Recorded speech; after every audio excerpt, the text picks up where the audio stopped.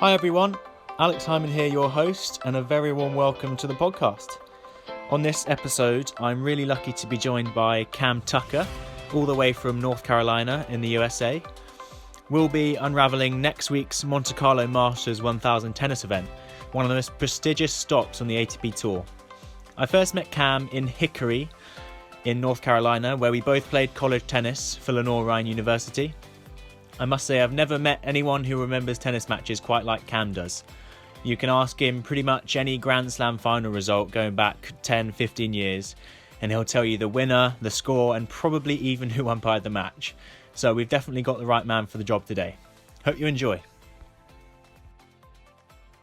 How are you, Cammy? Good. How about you? Not bad, thank you, mate. Not bad. Ready to watch some college tennis later, are you? Yeah, I was about to say who, but I got you LR. I totally forgot. It's their senior day. Dang, I didn't even realize. Right. Should we cut to some Monte Carlo talk? Yes. Let's do this. Right, so Nadal's back in Monte Carlo. He's looking to win his 12th title. Yes. Okay, thoughts on that? That's pretty big, huh? Do you reckon he's going to do it?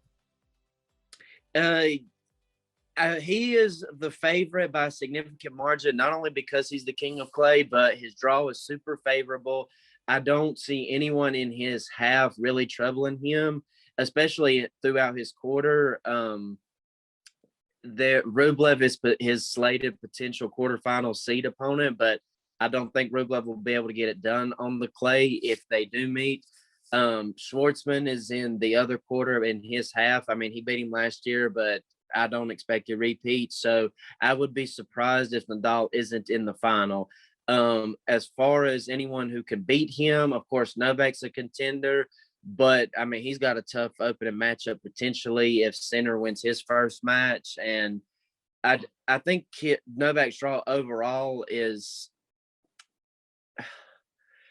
it's not where he'll be tested every round, but I just think like if he comes out of the gate slow, it could be rough for him. But even if he does make the final, I think Nadal will clip him. But I think it also depends on Nadal's physicality and how he's feeling on the court, confidence-wise, because he's not played in 2 months, and he probably didn't have a good time in Australia with his back injury. So when he was playing through a lot of pain, so I think this week will tell a lot going forward, but I expect Nadal to win number 12. Yeah, crazy. I read somewhere that only 5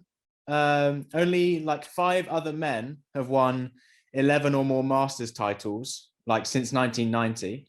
But Nadal has done that at one tournament, which is Monte Carlo. Right. I had heard that before. I mean, to think like from 05 to 12, he won 8 straight Monte Carlos. Like he played them all, he won them all. He didn't lose to the final the next year in 13 to Novak. That's at the time was even more impressive than his French Open run. I mean, he had lost once, but he had never lost in that Monte Carlo run. Is insane to win 8 straight times at a Master Series event. Yeah, it's crazy. And hey, what about Tony Nadal coaching Felix Auger-Aliassime? What do you reckon about that? It's pretty big, right? It's big, and I think like just by accident, Tony Nadal will be able to work his magic. The problem I think that could arise with Felix is a couple things: the way Felix plays, and also sometimes mentally, you either have that mindset sometimes like when you're younger, and I think Tony Nadal's best assets for Nadal, besides tennis tactics, coaching wise, was instilled in Nadal when he was very young. And since Felix is already 20 or 21 or right around that age, I don't know if it will translate now as if he were teaching him when he was way younger. I mean, very unexpected, very odd. I just think, as I said, with the way Felix plays, it's not that I think it'll be a disaster. I'm very curious and anxious to see how it'll play, but I think if he's going to keep the foundation of his game, I think I should say what it depends on what Tony was brought in specifically to do. If it's an all-around tennis tactics plus mental, or if it's specific key things, whether in the mental department or the tennis tactic departments to I think that will determine how his results are going forward on both sides, either specifically mentally or tennis tactics or all around. I mean, because he's already 20, so the foundation is already is there. So he's brought in to build on it.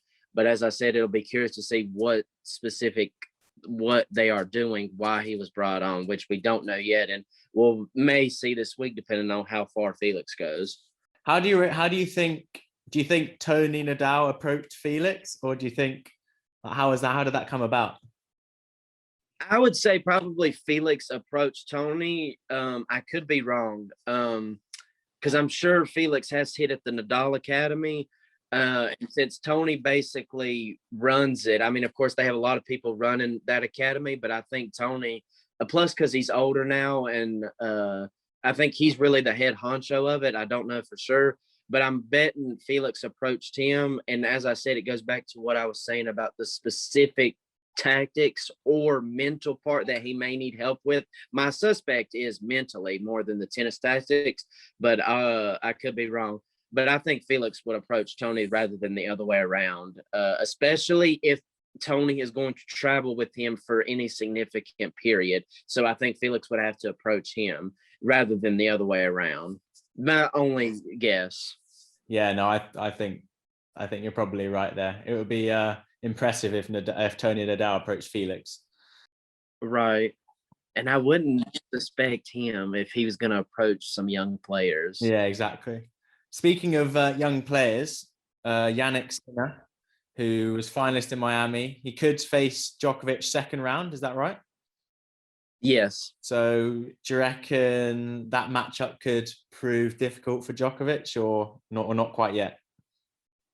I think it could, and with Sinner's momentum, it could. I'll be curious to see, because we only had a week break in between the hard court to clay court transition to see how Sinner may feel on the court. But Sinner has a lot of confidence, not only with his recent results, winning 2 titles since the fall, but he made the quarters at Roland Garros. So he'll feel confident going into the match, especially if he can get through the first match in Monte Carlo. We'll see how he is physically. He seemed to be struggling in Miami a little bit. It took a lot out of him, and he's still young, and he still needs to add stuff to his body, muscles, etc. I do think it can. I think, and plus with it being Novak's first match since the Australian Open final and since his slight muscle tear, I think it could be. And I also think it also could be because I actually think Sinner's running Miami while he was playing good tennis when he needed to. He wasn't playing his best tennis that I've seen. So if Sinner keeps building on that, and plus mentally the idea that you can win without playing your best, even against Novak. So in other words, it's lining up to where this could be a very troublesome match for Novak. If it were later in the draw, I would give the edge to Novak, but first match, I think there's lots of intrigue, not just because of Sinner's run, but because it's the first match. So yes, I don't, Novak's the favorite, but I wouldn't call him a heavy favorite based on what I've seen from Sinner and his progression since the restart back in August of 2020. Yeah, no, I completely agree. I think, yeah, like if he's able to not even play his best tennis, but still, as you say, get to the final of Miami, it shows positive things going forward, I think. Another big first round matchup is, I think, Goffin Cilic. That's pretty big first round, don't you think? Yes. Who do you think's got the edge there? I would give the edge to Goffin, even though Cilic has some solid clay results in his career, but I'd give it to Goffin because he did play well in the tournaments after the Australian Open, but they are both older players, so I think, honestly, it's a 50-50 toss-up. I think it'll be who comes better on the day. And I do think Cilic's serve, even though the clay is supposed to neutralize the serve, but the serve will be key for him. So, as I said, a coin flip as far as I'm concerned, because sometimes they can both play good, and sometimes they have really unexpected losses, and they're both older now. So I would give my pick would be Goffin if I had to pick, but as I said, it's a coin toss. I wouldn't be surprised if Cilic won. Yeah, I think, like you said, they're quite even because yes, Cilic has got the serve, but then Goffin has the edge on the movement side of things. So I would say that matches them pretty evenly on clay. And then another first round, Karatsev, who did well in Australia, reaching the semis, and then Musetti, I think he's like 18. I think that's quite an interesting matchup because you've got Karatsev, who's older but still just coming through to the big time tournaments, and then Musetti, who's really young but moving up as well. Yeah, I would agree with that. And I'll also be curious to see Karatsev if he can translate his hard court success to the clay, because the way he plays may not translate to clay. His only saving grace, as we've seen with Stan Wawrinka, is that you can hit through a clay court if you can do it consistently enough. So there is potential for clay success. But Musetti does have some momentum after some really good results early this year, and he should take confidence from his clay run in Rome last fall. So very interesting matchup as far as a pick or favorite. They may give it to Karatsev for experience, but I actually expect another toss-up. How Karatsev, it's his first match on the red clay in a while. And how will he change tactically? As I said, will he try to hit through the court like a Stan Wawrinka-esque? Can Musetti build on his solid momentum, which they both really have momentum, but I don't know. I think, as you said, a tight one and very interesting matchup considering the clash of potential styles that the matchup will bring. So another coin flip toss-up matchup. Yeah, for sure. Okay, so we've talked about the first rounds and stuff. On to predictions for the whole tournament. Are you going Nadal, or are you going risky and choosing someone else? I'm gonna go Nadal because I want to say that Medvedev could make a run, not at the title, but I want him to win some matches. And he did have a good run here at the semis back in 2019, the last time Monte Carlo was held. But as far as overall predictions, I'm going Nadal with his draw to work his way in the tournament. And just that confidence from Monte Carlo. It's the first clay tournament. Also being right next to the sea, it can be very windy. He handles the conditions so well in Monte Carlo. One of the reasons why he's dominated the last 15 years. So I'm going Nadal, not only on gut tennis analysis, but just what I think is going to happen too. Yeah, I think I'd have to agree with you. I think he's going to play Djokovic in the final, but doesn't really matter who he plays. I think he's still going to win. I agree with that. And if Novak can get through his first couple matches the way his draw is, and because to be fair, in Novak's half, there are some players who could put him out like a Tsitsipas, but how will they play considering like some of these players have big missed opportunities in Miami? Can they get over it? Because I do think that they will be thinking about that.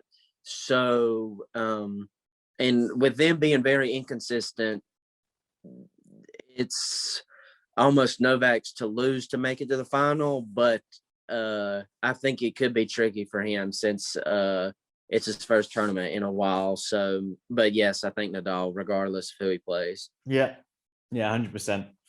Okay, to finish, some quick fire questions for Cam. Okay, and the last one is a bit of a disclaimer here. I haven't said anything about what questions I'm going to give you here, have I? No. The last one tests your tennis knowledge on previous US Open finals. So you better be on the ball here, Cam. Oh my gosh. This is where it pays off for you. Okay, the first ones are easy though. They're just opinion. All right, are you ready? Yes. Clay court or hard court? Hard court. College tennis or professional tennis? Professional tennis. Interesting. Nadal or Federer? Federer. Sinner or Auger Aliassime? Sinner. Okay, and the big one. US Open men's final 2010.